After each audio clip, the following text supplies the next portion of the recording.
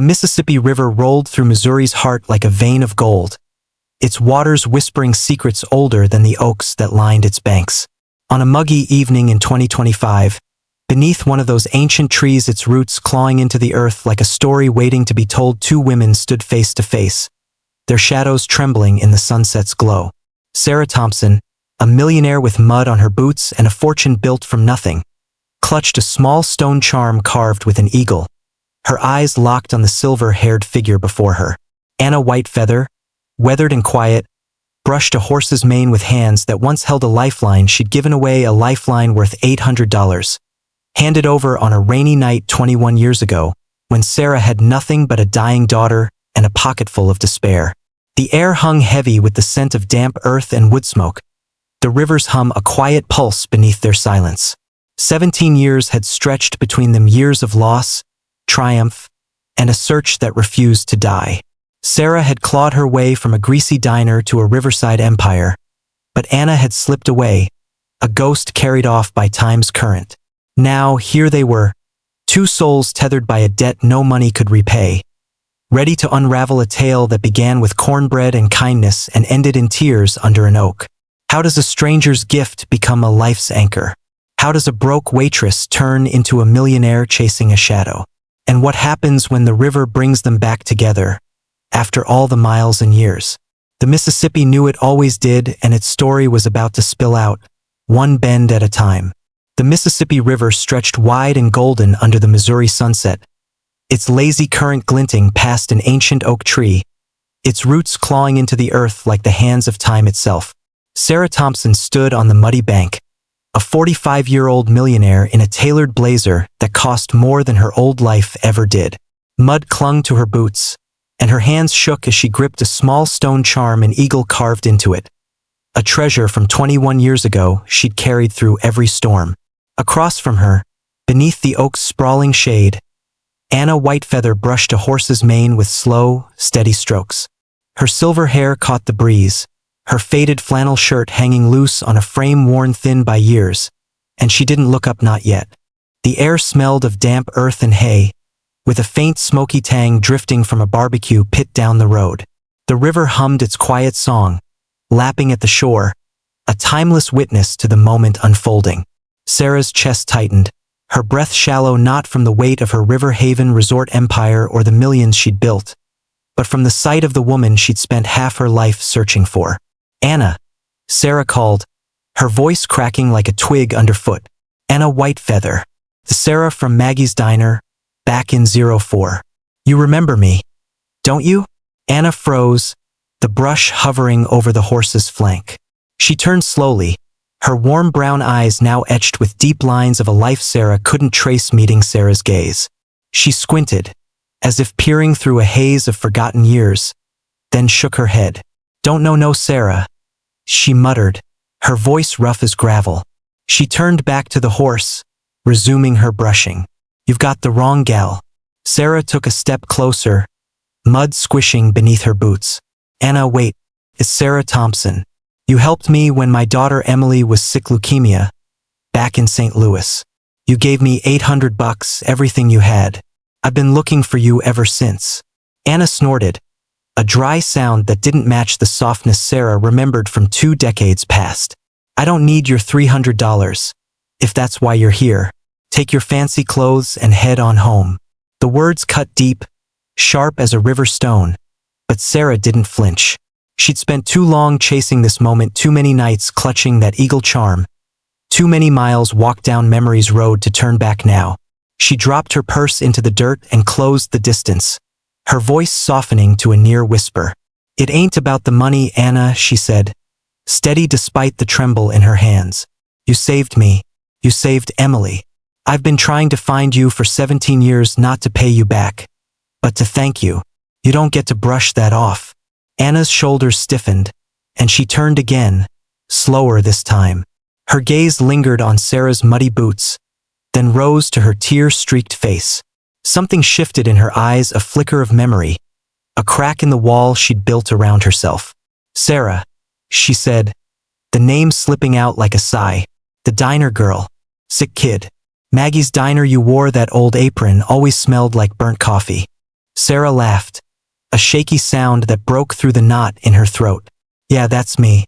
And you came in with that beat-up denim jacket, ordered cornbread, and turned my whole world around. Anna shook her head, looking away toward the river, her fingers tightening on the brush. Didn't do much. Just handed you some cash.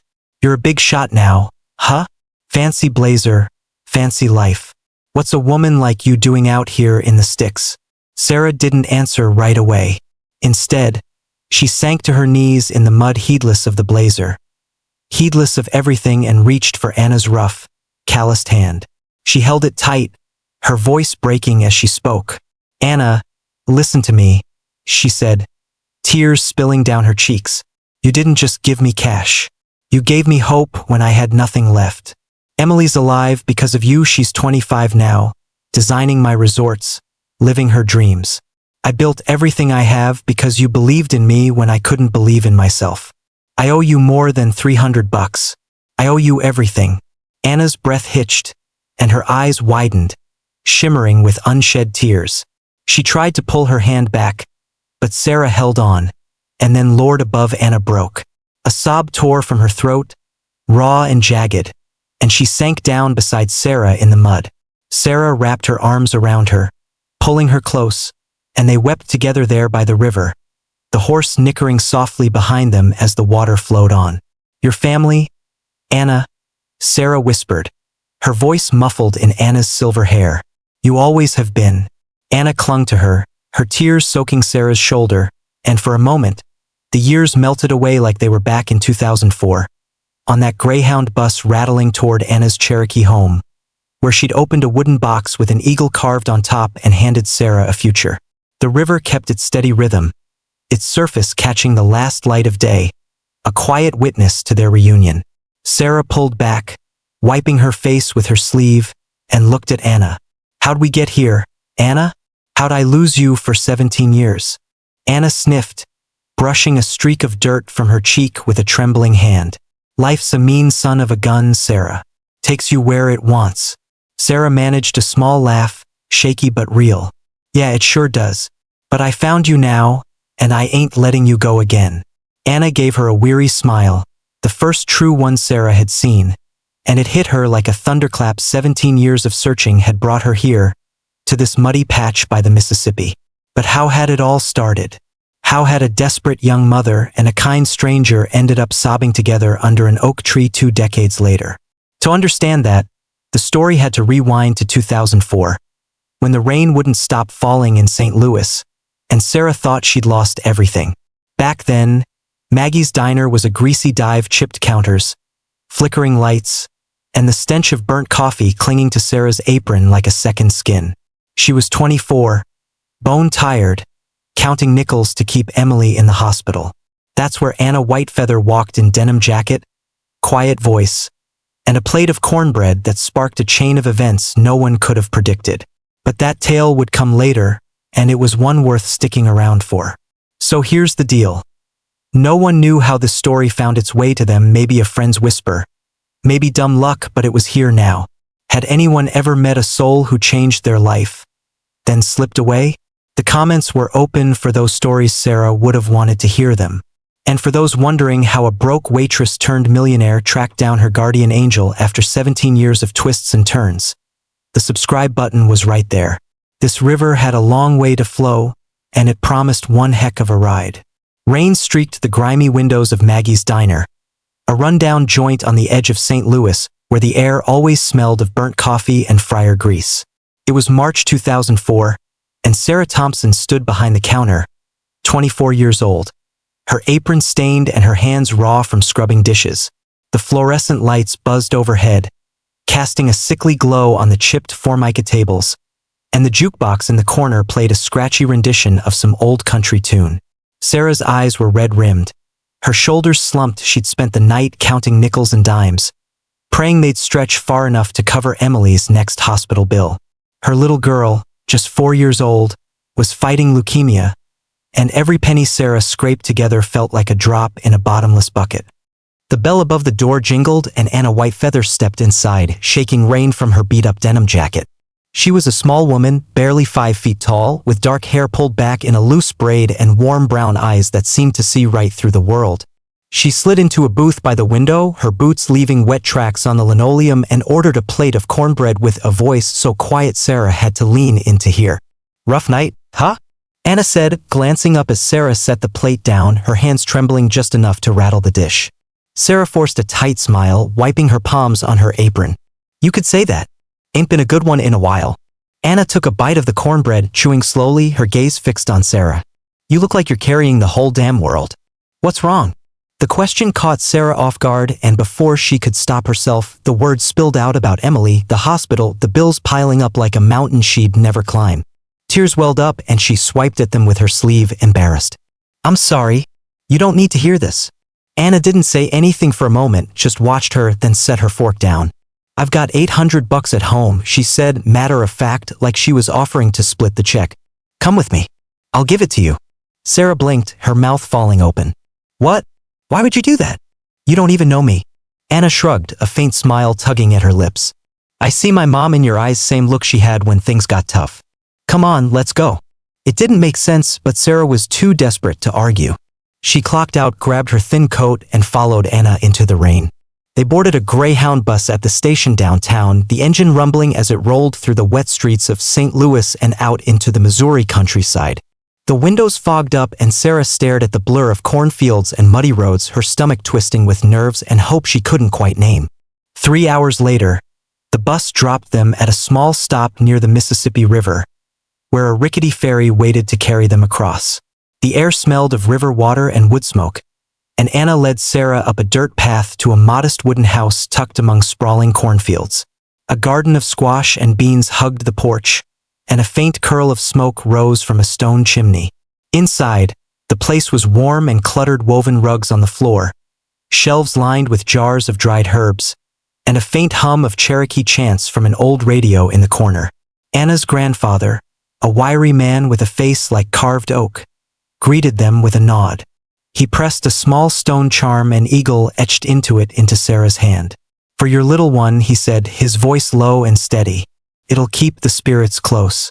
Anna's mother, a stout woman with a gentle smile, handed Sarah a bundle of smoked venison, the meat dark and fragrant from the chimney. "Take it home," she said. "You need strength too."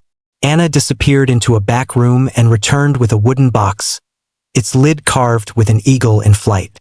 She opened it, revealing a small stack of crumpled bills, $800, her life savings. She pressed it into Sarah's hands, her grip firm. "Pay me back when you can," she said. "No rush." Sarah stared at the money, her throat tight. "I don't know what to say, Anna. This is everything." Anna waved her off, a flicker of warmth in her eyes. "Just keep that kid of yours fighting. That's enough."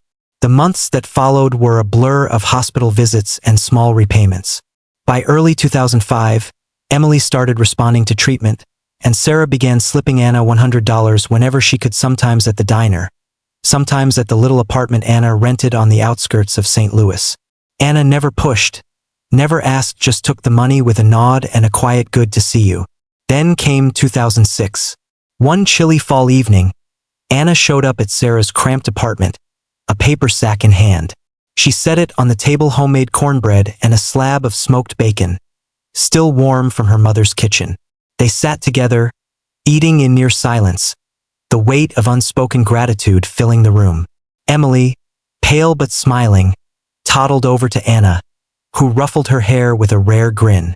"Looks like she's getting stronger," Anna said, her voice soft. Sarah nodded, swallowing a lump in her throat. "Thanks to you." Anna shrugged, standing to leave. "Take care, Sarah. See you around." But she didn't. After that night, Anna vanished. Sarah called the apartment, no answer. She walked the half-mile to Anna's place a week later, her heart sinking as she found the door locked, a rusty padlock dangling from the latch. The landlord, a gruff man with a cigarette dangling from his lips, shrugged when she asked. "Moved out. Didn't say where." Sarah stood there in the cold, the paper sack from Anna's last visit still clutched in her hands, its edges worn from days of holding on to it. She'd paid back $500 5 visits. 5 crisp hundreds, but 300 remained. a debt that gnawed at her. Where had Anna gone? Why hadn't she said goodbye? The questions hung heavy, unanswered. As Sarah trudged back home, the river's distant murmur echoing in her ears. Years later, she'd look back on that moment as the start of something bigger, something that would pull her from the ashes of despair to heights she'd never dreamed of. But in 2006, all she felt was loss. A quiet ache for the woman who'd given her a lifeline and then slipped away like smoke on the wind. Maggie's diner was just the beginning, a gritty little spark that lit a fire no one saw coming. Sarah didn't know it then, but losing Anna would set her on a path she couldn't have imagined. One that would take her far beyond St. Louis and back to the river's edge. How did a broke waitress claw her way to millions? And how did she find the stranger who started it all? That story was still unfolding, and it was one worth sticking around for. The years after Anna Whitefeather vanished stretched long and hard for Sarah Thompson, but they also carved a path she'd never imagined. By 2008, the grime of Maggie's diner was a fading memory, replaced by the clean scent of pine and river water at a little roadside shack called River Haven. It sat on a quiet bend of the Mississippi, just outside St. Louis, its wooden walls weathered but sturdy, its windows framing a view of the water that shimmered like hope itself. Sarah, now 28, stood behind a new counter not chipped formica this time, but polished oak, wiping it down with a rag that didn't stink of grease. Emily, 8 years old and finally free of leukemia's grip, played in the corner, her laughter a sound Sarah had once feared she'd never hear again.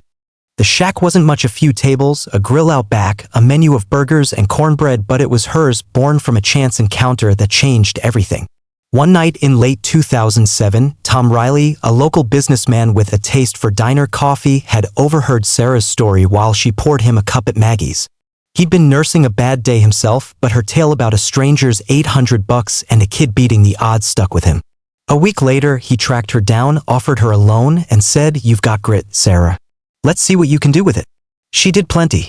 With Tom's money and her own stubborn will, Sarah turned that shack into a haven, a place where truckers, fishermen, and families stopped for a hot meal and a view. Word spread, and by 2010, River Haven had a second location, then a third. By 2025, it was a chain of upscale resorts stretching across the Midwest, each one blending rustic charm with luxury wooden cabins, stone fire pits, and menus that nodded to the Cherokee roots Anna had introduced her to.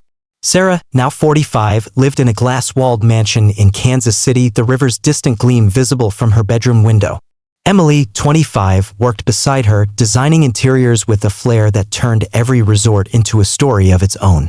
But through it all, Sarah kept that eagle charm on her desk, a small, weathered stone that anchored her to the past. She'd paid Anna back $500 before the woman disappeared, leaving $300 still owed, a debt that gnawed at her even as her bank account swelled. Where had Anna gone?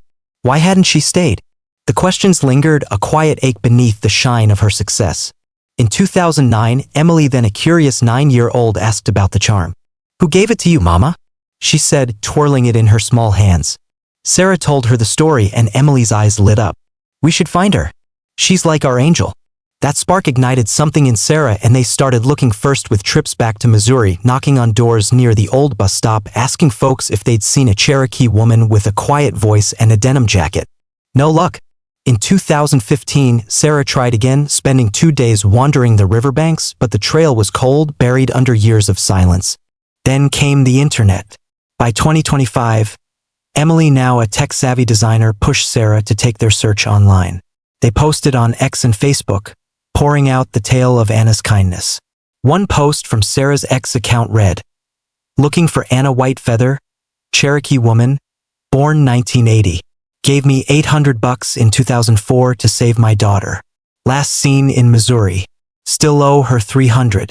Help me find her." Emily added photos, a blurry shot of the eagle charm, a sketch she'd made of Anna based on Sarah's memory, and the posts took off. Thousands shared them, and comments flooded in. A messy mix of hope and doubt. Some were kind. "She sounds like a saint, hope you find her." Others dug deeper. "Check the old Cherokee settlements near the river, might be a lead." But plenty were harsh. One ex-user snapped, "Rich lady spinning a sob story, bet it's fake." Another on Facebook wrote, "Heard she drowned in the 11 flood. You're chasing a ghost." The words stung, But Sarah kept scrolling, kept hoping, even as the leads dried up until one day in 2025, when the search hit a wall harder than any before. Sarah tracked down Anna Whitefeather, Anna's younger sister, in Oklahoma. She'd found her through a tip from a Facebook group. Anna was an artisan, selling Cherokee beadwork at markets. Sarah flew out, Emily at her side, and met Anna in a dusty workshop filled with strings of beads and the faint smell of sage. Anna was shorter than Anna, her hair jet black and her eyes sharp as flint. She listened as Sarah poured out her story, the $800, the cornbread, the years of searching, but her face stayed hard. "She doesn't need your money or your pity," Anna said, her voice cold as she strung a bead onto a cord. "You're rich now, leave her be. She's had enough." Sarah's heart sank, but she pressed on, her hands clasped tight. "I just want to thank her, Anna. She saved us, me and Emily. She's why we're here." Anna's fingers paused, and she looked up, her gaze cutting through Sarah like a blade. "You don't get it, do you? Anna gave you everything she had, and life kicked her down for it. She don't want your fancy gratitude, she's done with all that." Emily stepped forward, her voice soft but firm. "She's family to us, ma'am. We're not here to hurt her." Anna's lips tightened, and she turned back to her work. "Family don't lose each other for 17 years. Go home." The rejection hit Sarah like a punch to the gut. She and Emily drove back to Kansas City in silence, the hum of the highway filling the void. That night, Sarah stood on her balcony, the river a dark ribbon in the distance, and clutched the eagle charm so hard it left marks in her palm. Tears fell, hot and silent, as she whispered to the night, "I failed you, Anna. I'm sorry." She thought it was over, that the trail had gone cold for good, that Anna was lost to the winds of time. But just when despair settled in, an old face would step out of the shadows, carrying a lead Sarah never saw coming. The river wasn't done with her yet, and neither was Anna's story. From a diner counter to a millionaire's mansion, Sarah's life had turned on a dime, or rather, on $800 from a stranger. But success didn't fill the hole Anna left behind, and the search for her was about to take a turn no one expected. How did a mother and daughter keep chasing a ghost through years of doubt? And what happened when the past came knocking? That was still to come, and it was worth sticking around for. Here's the deal. Sometimes the folks who lift you up are the hardest to hold on to. Ever lost someone who meant the world to you? Share your story in the comments. Sarah would have wanted to know. And if you're hooked on this ride, hit that subscribe button. The river's got more secrets to spill, and it's one heck of a tale. The St. Louis Summer Fair buzzed with life in 2025. Its air thick with the smell of fried dough and cotton candy, the sound of laughter and carnival bells ringing over the Mississippi's distant murmur. Sarah Thompson wandered through the crowd, her tailored blazer swapped for a simple denim shirt, the eagle charm tucked in her pocket like a talisman. At 45, she carried the weight of her River Haven empire with ease, but the sting of Anna Whitefeather's rejection still burned fresh from weeks before. Emily, now 25, walked beside her, her sharp eyes scanning the stalls, half for distraction, half for hope. They'd come to clear their heads, not to search, but fate had other plans. A gravelly voice cut through the noise. "Sarah? Sarah Thompson, that you?" She turned to see Jack Dawson leaning against a booth, a cold beer in his gnarled hand. His face was weathered like old leather, his gray hair thinning under a trucker's cap, but those twinkling eyes sparked a memory. Jack, the Greyhound driver who'd ferried her and Anna to the river back in 2004. "Jack?" Sarah said, a grin breaking through her weariness. "Lord, it's been a lifetime." He chuckled, tipping his cap. "Ain't that the truth? Heard you're some big shot now, resorts and all. What brings you back to the riffraff?" Emily stepped forward, her voice eager. "We're looking for someone, Anna Whitefeather. You drove us to her place years ago. Remember her?" Jack's brow furrowed, then cleared. "Anna, quiet gal, Cherokee? Yeah, I remember. Good soul, that one. Never forgot how she looked at you, Sarah, like she'd move mountains if you asked." Sarah's heart skipped. "You've seen her since?" "Jack, I've been trying to find her for 17 years. She gave me $800 when Emily was sick, and then she just disappeared." Jack took a slow sip of his beer, nodding. "Lost track of her after 06 myself, but I saw her maybe 10 years back, 2015, I reckon." She was working at a horse ranch out near the river, about an hour south of here. Looked rough, but it was her same braid, same quiet way. Sarah's breath caught and Emily grabbed her arm, eyes wide. A ranch? You're sure? Sure as I'm standing here, Jack said. Place called Miller's Small Outfit, mostly old nags. She didn't say much, just brushed them down like it was all she had left. Sarah barely heard the rest. Her mind raced, piecing together a map of dusty roads and river bends. She thanked Jack with a fierce hug, his beer sloshing, and turned to Emily. We're going. Now. They weren't alone for long. Back at the car, a pickup truck roared up and Mike Carter climbed out, tall, lean, and a little gray at the temples. Sarah's ex, the man who'd walked out when Emily got sick, now a freelance reporter with a knack for digging up the past. He'd seen their ex posts years of pleas like looking for Anna Whitefeather, saved my daughter in 2004 and tracked Sarah down, claiming he owed her. I can help, Mike said, his voice gruff but earnest.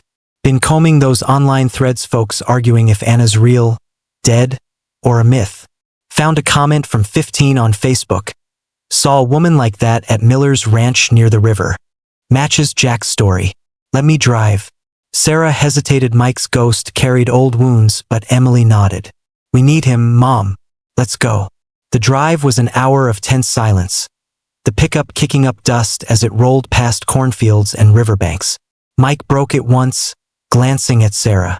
Found a lead on X2, someone saying Anna worked odd jobs after the 11 flood. People thought she was gone. But she's tougher than that. Sarah clutched the eagle charm, her voice low. She always was. Miller's ranch appeared at dusk, a sagging barn, a handful of horses grazing in a patchy field, and the Mississippi glinting beyond. Sarah stepped out, her boots crunching gravel, and scanned the place. Then she saw her under an oak tree much like the one from Jack's tale. Anna Whitefeather brushed a horse's mane, her silver hair loose, her flannel shirt patched at the elbows. She looked older, thinner, but it was her, unmistakably her. Anna, Sarah called, her voice trembling as she crossed the field. Emily and Mike hung back, watching. Anna turned, her warm brown eyes narrowing. Who's that? I don't know you. Sarah stopped a few feet away, her heart pounding. It's Sarah Thompson, from Maggie's diner. You gave me $800 in 2004 when Emily was sick. I've been looking for you ever since. Anna's hand stilled on the brush, and she snorted, turning back to the horse. Don't need your money, lady. Go home. But Sarah didn't budge. She sank to her knees in the dirt, tears welling up. It ain't about the money, Anna. You saved us, me and Emily. She's here because of you, 25 now, alive and strong. I've spent 17 years trying to find you, to say thank you. You don't get to turn that away. Anna's shoulders slumped, and she faced Sarah again, her eyes glistening. Sarah, the diner girl. Little Emily, she made it? Sarah nodded, tears spilling over. Yeah, she did. And I made it too, built a life because you gave me a start. You're why we're standing here.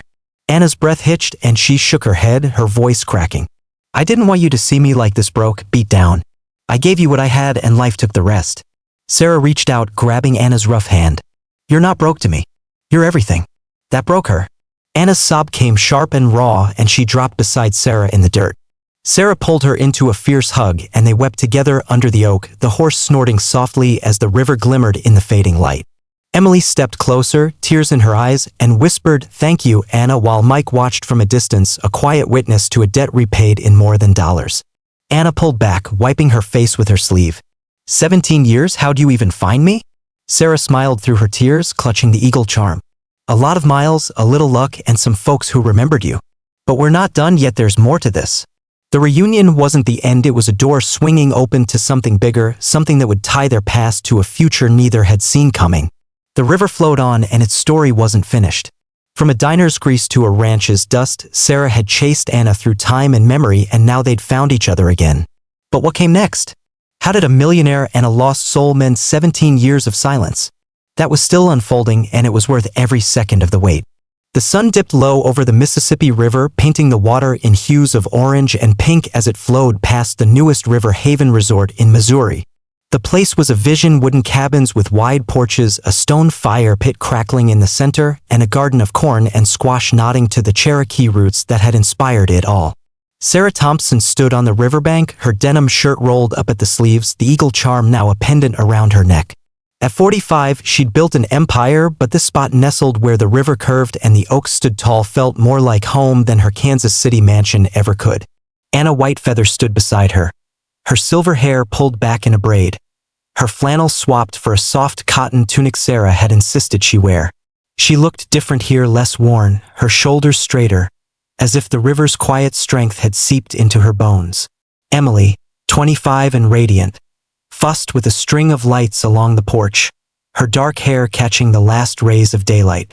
The air smelled of wood smoke and sage, a gentle breeze carrying the faint hum of crickets from the fields beyond. Sarah turned to Anna, her voice soft. "This is yours too, you know. I built it because of you. Everything I've got started with that $800. Anna shook her head, a faint smile tugging at her lips. "You didn't have to do this, Sarah. I gave you that money 'cause it was right, not for some fancy payback." Sarah reached out, squeezing Anna's hand. "It's not payback. It's a thank you, a real one. You gave me a life, Anna. This is your home now if you'll have it." Anna's eyes glistened, and she looked out at the river, her voice low. "Ain't had a home in a long time. After the flood in 11, everything fell apart, family scattered. Land gone. Been drifting ever since." Emily stepped over, holding a small beaded bracelet she'd made simple, with an eagle pattern woven into it. She slipped it onto Anna's wrist, her voice steady. "You're not drifting anymore, Aunt Anna. Your family, we've got you."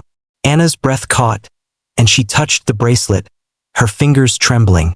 "Aunt Anna, huh? You're a stubborn pair, you two." Sarah laughed, a sound full of warmth.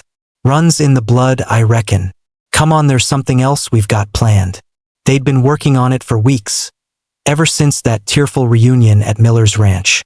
Sarah had convinced Anna to leave the dusty horse pastures behind, offering her a place at this new resort not as a guest, but as part of its heart.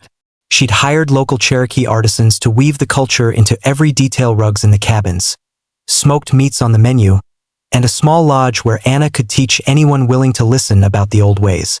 It wasn't just a business, it was a tribute, a way to honor the woman who'd set her on this path. That night, they gathered by the river for a ceremony small, but heavy with meaning. Lena Whitefeather arrived from Oklahoma, her black hair gleaming under the lantern light, her arms crossed until she saw Anna.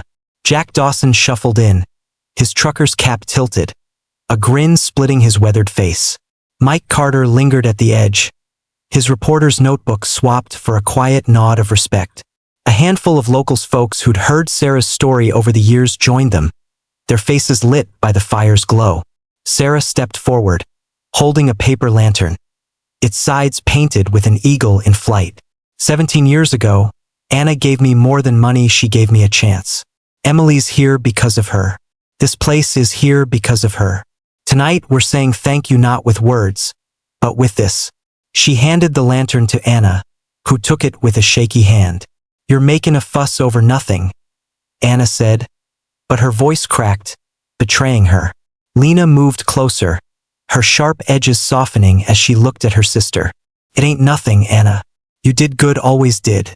I was wrong to push Em away." She paused, then added, "You're lucky to have her, Sarah." Sarah smiled, tears prickling her eyes. "I know it." Jack raised his beer, his voice rough but warm. "To Anna, best damn passenger I ever had." Mike stepped up, his tone quieter. "I didn't deserve to be here, but I'm glad I am. You're one hell of a woman, Anna." Anna shook her head, overwhelmed, but Emily knelt beside her, lighting the lantern's candle. "For you," she whispered, and together, they set it afloat on the river. One by one, the others lit their own. Jack's wobbled, Lena's glowed steady, Mike's flickered, and soon a dozen lanterns drifted downstream, their soft lights dancing on the water like stars fallen to earth. Sarah wrapped an arm around Anna, and they watched in silence as the lanterns floated away, the river carrying them toward the horizon. Anna's sob came first soft, then deep, and Sarah pulled her closer, tears streaming down her own face. Emily joined them, her arms circling both, and the three stood there, a nod of strength and gratitude against the night. "This is it, ain't it?" Anna said, her voice thick. What you meant by family. Sarah nodded, her throat tight. Yeah. Took 17 years, but we got here. The fire crackled behind them. The river sang its endless song, and the lanterns faded into the dark, a tribute to a kindness that had rippled through time, binding them all. Lena stepped up, resting a hand on Anna's shoulder, and Jack let out a low whistle. Damn fine sight, he muttered. Mike caught Sarah's eye, a rare softness in his gaze. You did good, Sarah. Real good. She smiled, wiping her face. We all did. The night stretched on, warm and quiet, and as the fire died to embers, Sarah knew this was the end of one journey and the start of another. The river had brought them together through rain and loss, through years and miles, and it would carry them forward, a testament that no act of kindness, no matter how small, was ever truly lost. Money couldn't buy what Anna had given her, but gratitude could bridge any gap, could light a path through the darkest years. That was the lesson the river taught them, and it was one they'd carry forever. From a diner's desperation to a river's embrace, Sarah and Anna had found each other again, and the circle was complete. A debt of $300 became a bond worth millions, not in cash, but in heart. The Mississippi flowed on, whispering that no one's ever truly gone when they're remembered like this. Here's the thing. Life's a river. Sometimes it takes you apart. Sometimes it brings you back. What's the biggest lesson you've learned from someone like Anna? Share it in the comments. Sarah, Anna, and Emily would have loved to know. And if the story hit you where it counts, hit that subscribe button. There's more where this came from, and it's all one heck of a ride.